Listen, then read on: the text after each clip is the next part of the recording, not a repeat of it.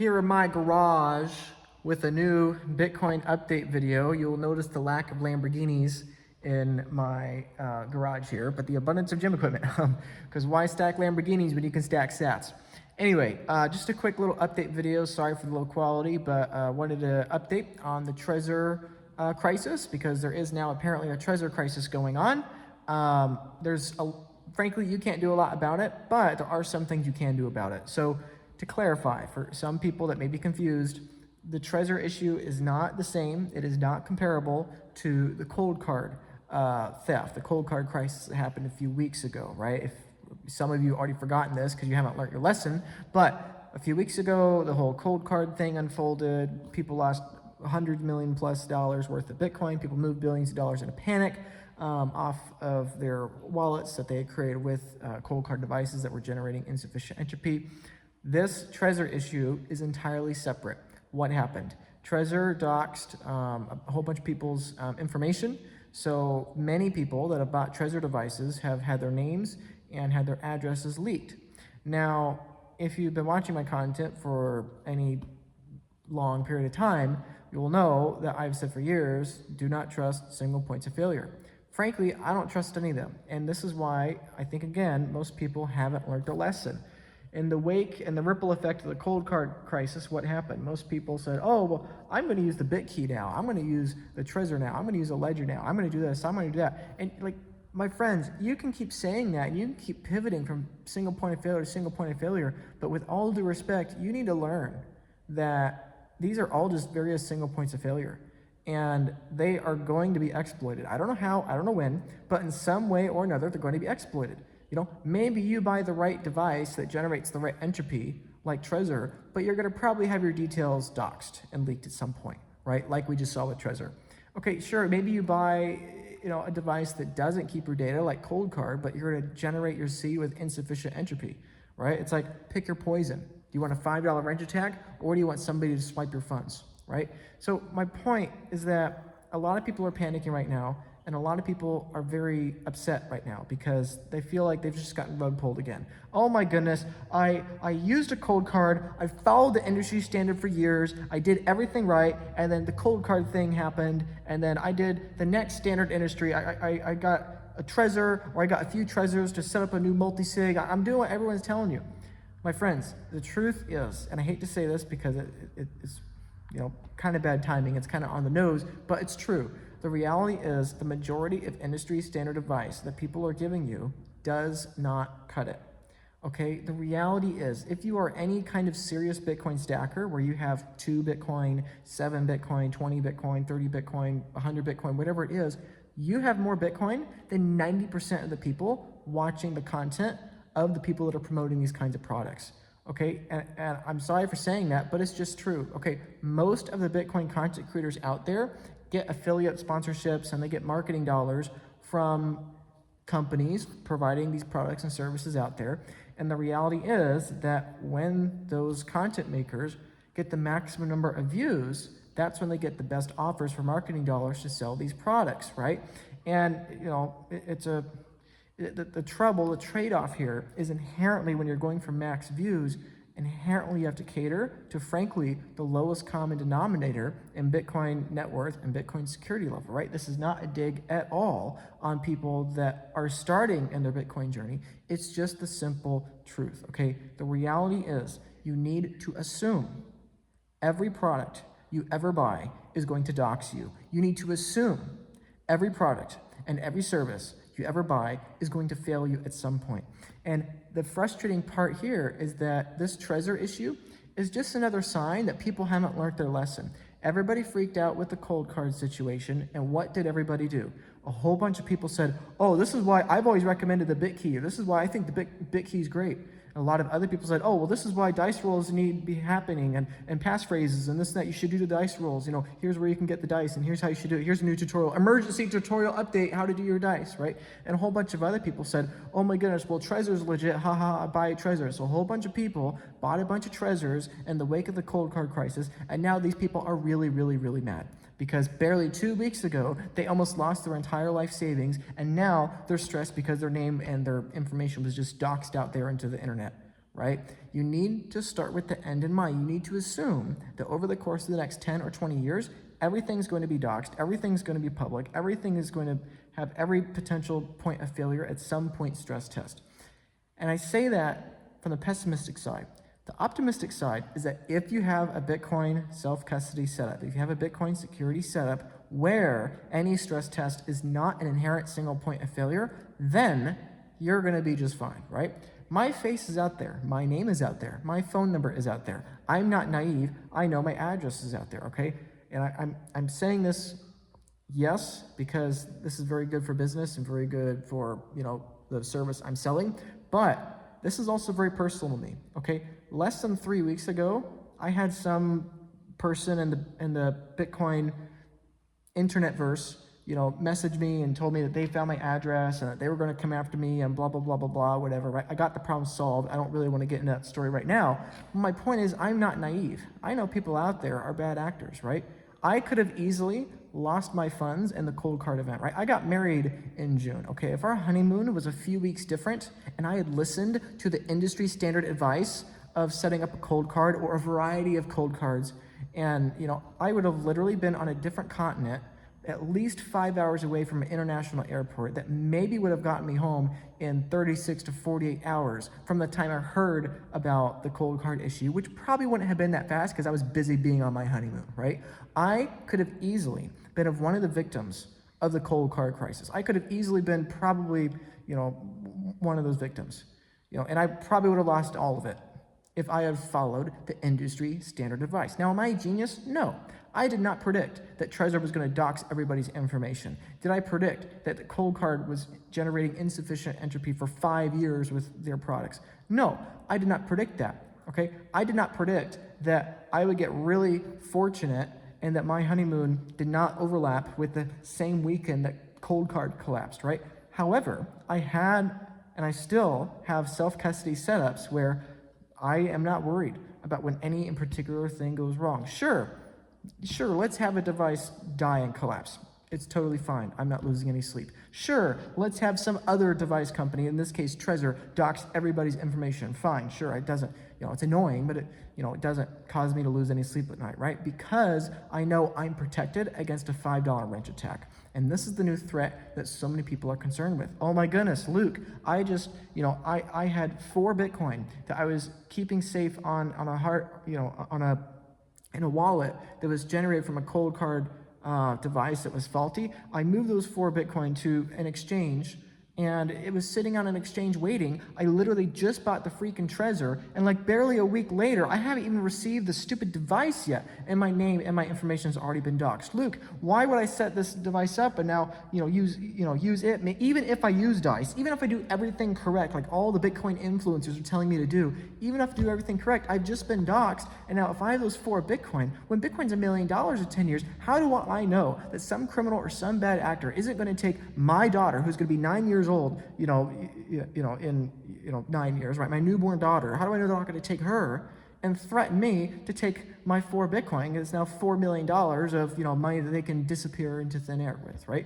And this is why I make these videos and I talk about reducing your single points of failure. Right now, you may not be concerned. If you got 4 Bitcoin, each one worth about 60 grand a pop, you may not be worried about a $5 wrench attack for somebody trying to steal $250,000 from you. But what about 4 million? Okay, and I assure you that in a long enough time horizon, Bitcoin is going to rise to a price high enough that you are not going to tolerate that kind of risk, okay? And so I know it's very frustrating. I know a lot of you out there are very frustrated. You feel like you've just been hoodwinked. You feel like that this is all some, and this is where so many people are distracted and they're going right now. They're like, oh, this is a government psyop. Oh, this is an inside job. Oh, this is a conspiracy. They knew. Okay, maybe that's true. Does it matter? No, you're wasting time. It doesn't matter if this is a giant coordinated government attempt. The government planted NVK and cold card, and for 5 years, the government hid this bug from everybody and every criminal in the world that could also have exploited this bug, and then they all attacked at once, and they funneled everybody into Trezor so that everybody could be doxxed at once, and the government would know everybody that has self-custody Bitcoin. Ooh, smart government. Okay, frankly, as my friend Knut Svanholm says, don't attribute to 5D chess what's more likely just to happen as a result of retardation, right? It's like, it's probably just incompetence and bad actors and misaligned incentives everywhere. Okay, that's my opinion. And at the end of the day, it doesn't matter if it's just, sloppy. It doesn't matter if it's just being sloppy or if it's masterful 5D chess from, some secret cabal of anti-Bitcoin fiat people, right? It doesn't matter. The fact is it happened. And the fact is it's going to continue to happen. And a lot of people are going to continue to not learn this lesson. Oh, well, I'm so glad I never promoted the cold card and I never promoted the Trezor. This is why I promote the BitKey. Well, it's great. You can keep promoting the BitKey all you want, but give it another week or give it another month or give it 5 years. Eventually, at some point, the BitKey is going to breach your trust. And then you're going to look like the one with a gun in your face, right? This is why I've never promoted any kind of product or service with a single point of failure. It's because I've assumed in a long enough time horizon that promotion is going to age well, and I would rather not be caught holding that bag, so to speak. So my point in this, what are the actual steps you can do? If you're somebody that's really upset with all these things falling apart, feel free to reach out to me. I'm more than happy to help you. Obviously, as you can probably imagine, things are overwhelmingly busy for me right now. I was not planning on starting to make content again until September of 2026, as I made clear on my Twitter posts earlier this year, because as I mentioned before, I got married and was busy, getting married and moving and everything. But of course, Bitcoin has a way of dragging you back into the echo chamber when something bad happens. And so, yes, I'm back in now, but I'm still moving, literally moving this weekend, which we were supposed to move before, but then Cold Card delayed that. Anyway, it's all fine and I'm not complaining. I'm just super, super grateful that I thought ahead and I thought ahead for my future family, and I thought ahead for protecting myself and my wife years before we got married, because so easily I could have fallen into the trap of listening to the industry standard advice of just setting up a cold card and single sig and forgetting it, and then literally we would have lost all of our Bitcoin during our honeymoon, because I would have not checked the news for 2 days because I was on my honeymoon, and then by the time I would have checked the news, the Bitcoin would have been gone. And even if I had checked the news fast enough, the reality is that, I would have been at least 2 days away from home. And so probably my best course of action would have been calling up my neighbor and paying him, 10 or 20 grand, begging him to walk through this cold card thing, and me crossing my fingers, hoping he did it right. I didn't predict that cold card would go under. I didn't predict that this Trezor leak would happen, but I have been predicting for years that if there is a single point of failure, you should assume it's going to be exploited. And so, yes, actually, what can you do? Well, really, you only have a couple options. One option is you could reach out to me, and I'm more than happy to put you in touch with my team. We're happy to educate you on how to reduce your single points of failure to zero. This is something that's not talked about nearly enough in the Bitcoin echo chamber and Bitcoin community. Why? Because the business models are just in conflict, right? Most Bitcoin content creators out there have a quota to meet with how many views they get per month so they can keep their sponsorship packages for the variety of products and services that they promote. And that's fine. I also have my own self-interest, and so, there's nothing wrong with them having a self-interest, but it's just a different business model. I get paid as a result of people having the largest Bitcoin stack they possibly can. I don't get paid as a result of how many views I got or how many clicks I got or how many click-throughs I got, right? So it's just a different incentive structure. I prefer the incentive structure I have. I prefer the self-custody setup I have, because I don't really care if my cold card dies, because my Bitcoin's fine in multi-jurisdiction, multi-sig with built-in redundancies where there's zero single point of failure. I don't really care if Trezor doxes me or not, because even if Trezor didn't dox me, I'm not naive, and I know somebody would have doxed me anyway, right? In fact, I already know this is the case, because literally only a couple weeks ago, some crazy person out in the Bitcoin internet verse was mad at me, and they didn't like the content I was making, and they threatened to throw the FBI at me, and they found my address, and they said I need to shut up. I'm like, okay, here, you deal with these people. Anyway, they're gone now, but the point is that, with respect, if you are somebody that you feel a lot of anger at Trezor, with respect, I think you need to calm down a little bit, okay? If Trezor wasn't going to dox you, somebody else was going to. Okay, somebody else was going to at some point in the future. You need to assume it's going to happen. Even if you keep yourself perfectly non-KYC forever for the rest of the time, the odds of you and the next of kin in your family, your wife, your child, your grandchild, the odds of them doing that perfectly for the rest of the time are exceedingly low, maybe 5%, 2%. It's super, super low. So you should assume that you're going to be doxxed at some point. And so a lot of people right now are panicking because, oh my goodness, Trezor just doxed me. Now I got to worry about a $5 wrench attack on top of this cold card crap that I just got through. with respect, yes, you should have been assuming a $5 ranch tax possible before Trezor leaked to you. Like, why is this a shocker, right? Like, so many people for years never truly accepted the possibility that their hardware device was generating insufficient entropy. Okay, I thought they were too, but I had prepared in case they weren't. And so when they happened, I'm like, oh, dang, that's crazy. No big deal. But to most people, it was literally like the sky was falling, right? And the same thing's true today with Trezor doxing everybody.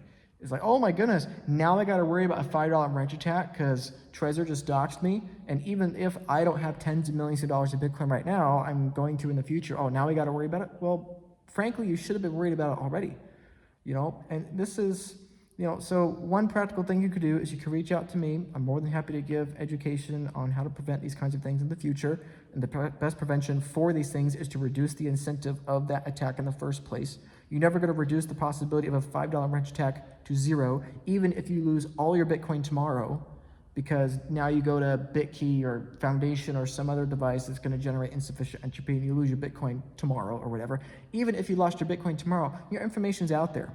And some crazy, delusional, nonsensical bad actor in the future could still go after you, right? Your house could be totally devoid of expensive possessions, and people could still burglarize your house because people are crazy and people be like that, right? So you can never reduce the risk of a $5 wrench attack to zero. But what you can do is you can reduce the incentive from it happening, and you can have enough information out there, in the big bad world, making it clear that you're not a low-hanging fruit. Right? For me, is it possible that somebody $5 wrench attacks me? Yes, it's possible. Is it possible that I lose my Bitcoin? Yes, it's possible. However, when a bad actor looks at me and they compare me to 999 other potential Bitcoin victims to steal from, I am easily in the top 5%, top 10% hardest to steal from. And like I've said before in numerous other videos over the course of years, the best security or the best peace of mind is just knowing that you're years ahead of everybody else.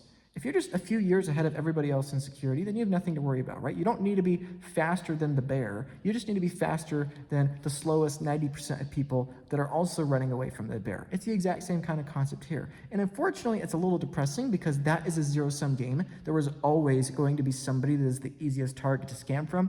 However, that's just the reality of life, and that's just the reality of the sinful, broken world we're in.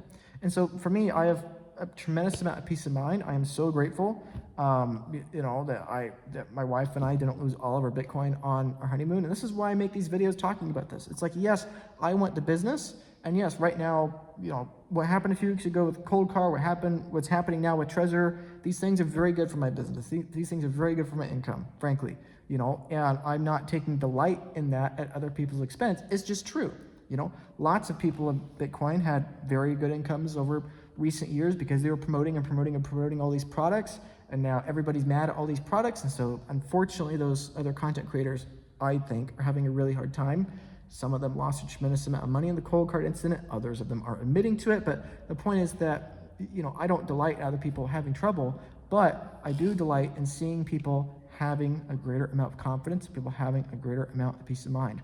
And so yes, this video and all the other videos I've been making talking about single points of failure, yes, it's because this is good for my business. But at the end of the day, this is also very personal to me, okay?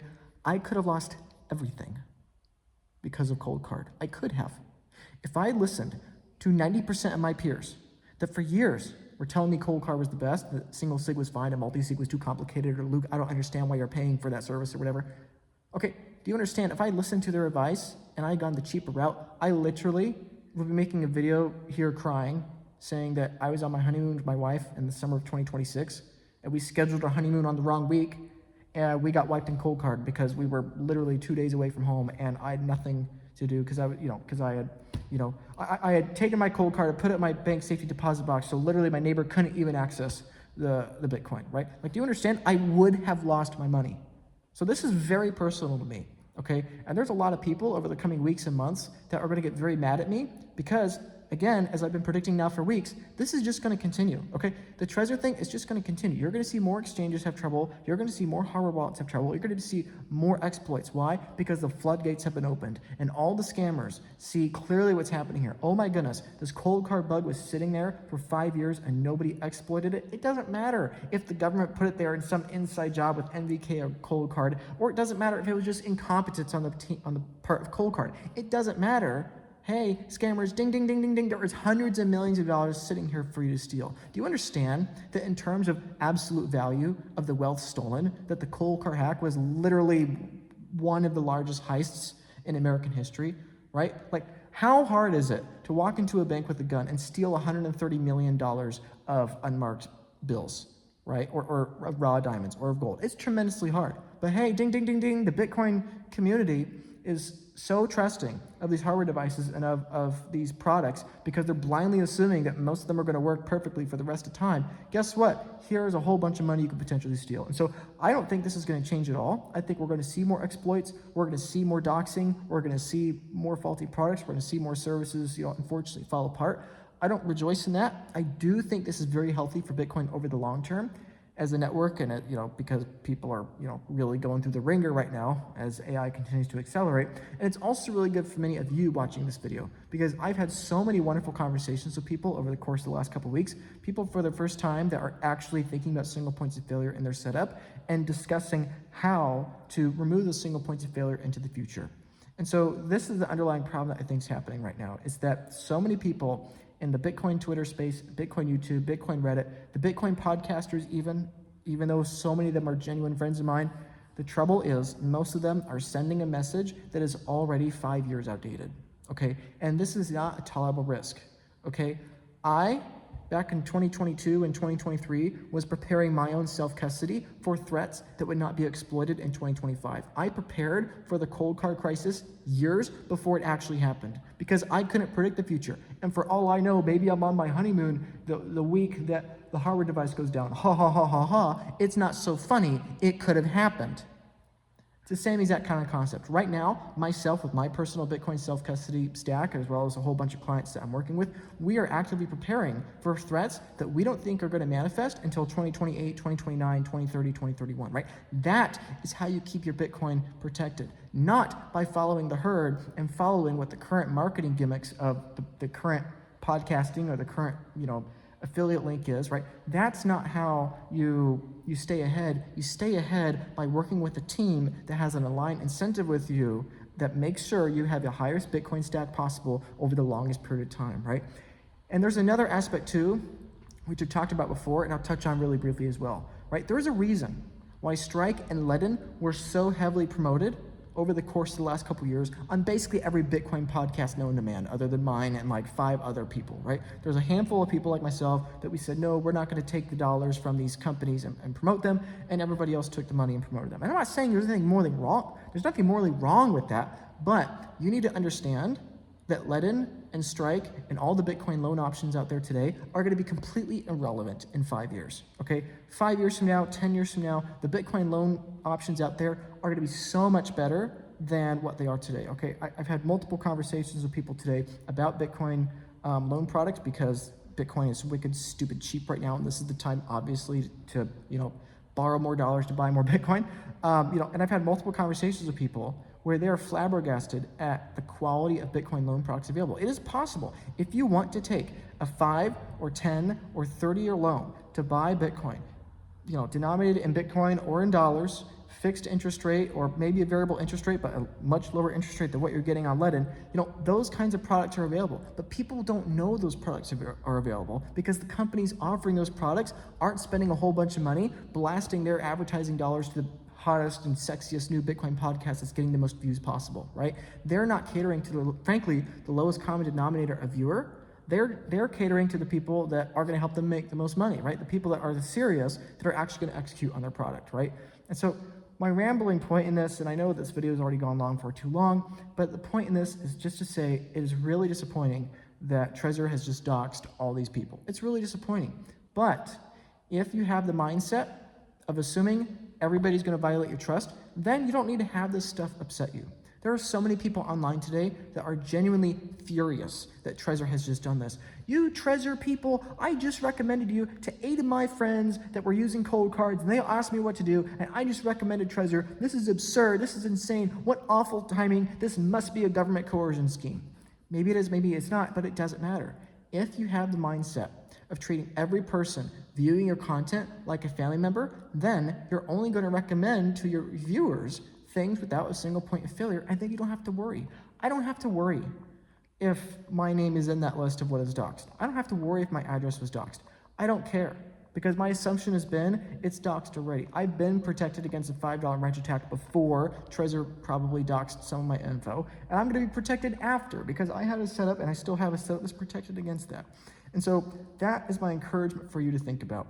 Either reach out to me and let's have a conversation on how to protect these things in the future, or if you don't want to do that and you want to comment down below that I'm not being helpful because I'm not talking about these things, okay, fine. I've made hundreds of videos on this topic over the course of years of exactly what I'm doing, and I'm going to make numerous videos over the coming weeks and months about how to protect yourself against single points of failure, okay?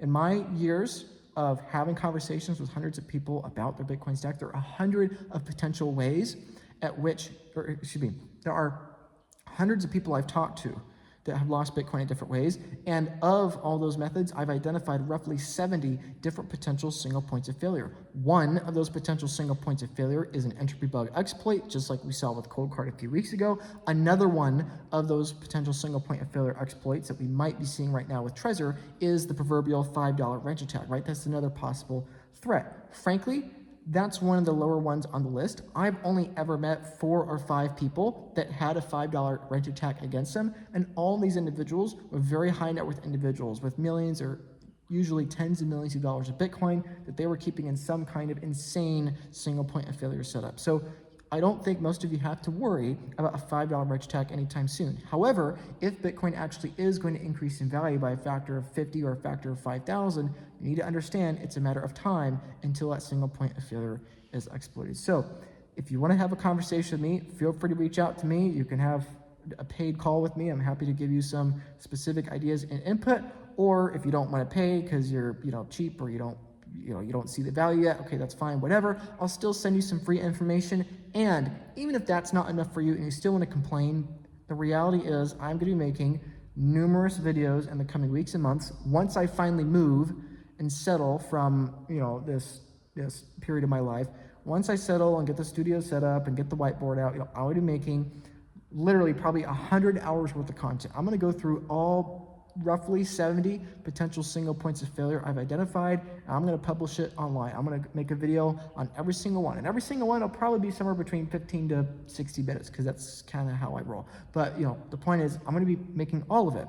Of course, it's going to be posted over the course of many months because making 70 videos, each one being half an hour to an hour, is going to take a very long time. If you don't want to wait, you can be protected against all those things at once if you reach out to me, and my team will be more than happy to help you set that up to protect against all those things at once. But if you don't want to pay, that's fine. I'm going to be giving away all the information for free, posting it online here. No, it's not going to be at once. Yes, it's going to take some time. However, I'm going to be posting it. And I think that for a lot of people, when they see all the potential points of failure, they're going to realize and finally understand what I'm talking about. It is not tolerable. It is not tolerable to run from Cold Card and then run to Trezor and now put your family at risk of a $5 wrench attack, right? It's not tolerable to skip from one single point of failure to another. You need to make sure that you're protecting yourself against all potential exploits in the future. So I don't know if this video has been helpful or not. I'm sorry, it's kind of just off the cuff and I'm here, not really that well organized, but I hear you all. I understand that so many of you are frustrated and disheartened by what's happened with Cold Card and now what's happened with Trezor. I empathize with it. I'm really sorry that it's happening. And the reality is this is a really tough wake-up call for people. And the lesson you should be learning is not, oh, I'm going to hop to the next new, sexy, shiny product. The lesson you should be learning is that 90% of people in the Bitcoin content space, with respect, don't know how to secure $50 million worth of Bitcoin. They just haven't had to deal with that before for themselves or for clients that they've been working with, right? So the reality is that those people are not giving advice and giving or partnering with companies out there that are providing products or solutions helping people manage that much Bitcoin self-custody. And so, yes, this video is another promotion for me and my services. This video is also a PSA saying, don't worry, I'm aware that this Trezor thing happened, and I'm going to be making a whole bunch of content talking about potential single points of failure in the coming weeks and months. But at the end of the day, this is also a very personal video, because again, this could have been me, right? I'm somebody that's very out there online in public. I've had my address found before by people, okay? A $5 wrench attack against me is not impossible. And the only peace of mind I have against that is that any person that does any research into my Bitcoin self-custody setup and finds any of the stuff that I have either on accident or intentionally leaked out there online for people to see, it's very clear that I'm a very high-hanging fruit. And for me, that's the most peace of mind I can get. Why would I go after Luke Broyles for his Bitcoin when I know that a whole bunch of people that subscribe to his YouTube channel have stuff on Coinbase secured by, their email, right? Go after them, right? Don't go after Luke, the guy making the videos. Go after, Luke's subscriber base on YouTube, right? They're all public anyway, right? Most of those people that watch his videos, they have hot wallets, they have single sig, they have, stuff on exchanges still, right? Go after them, right? It's like shooting fish in a barrel, frankly, right? And I say that because it's true, right? It's just true. If I was a bad actor, that's exactly what I would do. I would go after not the people with the highest stack. I would go after people with the lowest hanging fruit. Sure, they may only have 1/10 of a Bitcoin, or they may have 1/10 of the amount of Bitcoin to steal, but if they're 100 times easier to steal, it's 10 times more effective, right? Like, what are you going to do? Like, break into everybody's door and $5 wrench attack everybody, or you're just going to exploit the cold card entropy bug.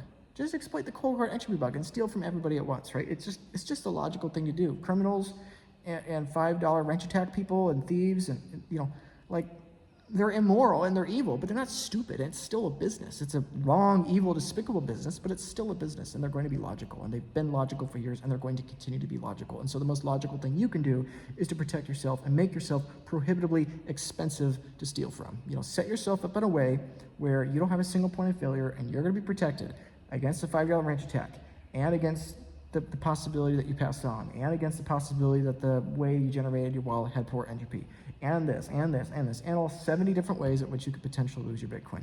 The only way to solve all 70 problems at once is to reduce your single points of failure to 0. They don't have to worry about it. So subscribe to the YouTube channel, share this video with a friend. If you want to stay in touch and see my upcoming extended video series of at least 50 and probably 70 or more different videos explaining how to reduce single points of failure in your Bitcoin self-custody setup. That's coming out over the next few months. If you don't want to wait a few months, feel free to reach out to me and talk to me. Yes, obviously you're going to be paying, but that's right. It's a trade-off, right? Either put in the time and learn about it yourself, and I will give you lots of education and lots of free videos. So put in the time or put in the capital, and the only other option is you're going to lose your Bitcoin. So I'm really sorry that so many of you are upset. I empathize with it. Yes, this action by Trezor, or this, it's actually not really Trezor's fault. It's some service they were using, but I guess it still means it's Trezor's fault. So,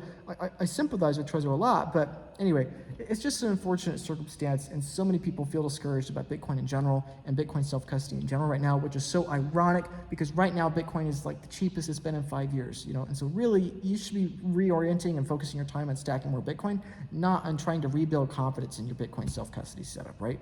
My wife gained so much confidence in me when she saw how I handled the whole cold card crisis. Like she knows a bit about Bitcoin, but obviously not nearly as much as you probably do, frankly. I love and adore my wife dearly, but that's just the reality, Like, she didn't really understand what was happening, but, she was like, wow, Luke, you're, like, not worried at all about our Bitcoin. And I'm like, no, I'm not. And she's like, wow, Luke, like, all these other people are, like, panicked. And I'm like, yeah, I know they are. And that brought so much more trust with her. And so we are stacking harder than we ever have because, we both have gained so much confidence, and Bitcoin's just really, really stupid cheap, and everybody's panicked right now. So anyway, it's just sad. It's just unfortunate. Sorry to be the bearer of bad news, but it's just the truth. Trezor's not the end of it. Cold card was not the end of it. I think this stuff's going to get worse. I think it's going to continue. Take my advice, leave my advice. I don't really care. You can make your own decisions.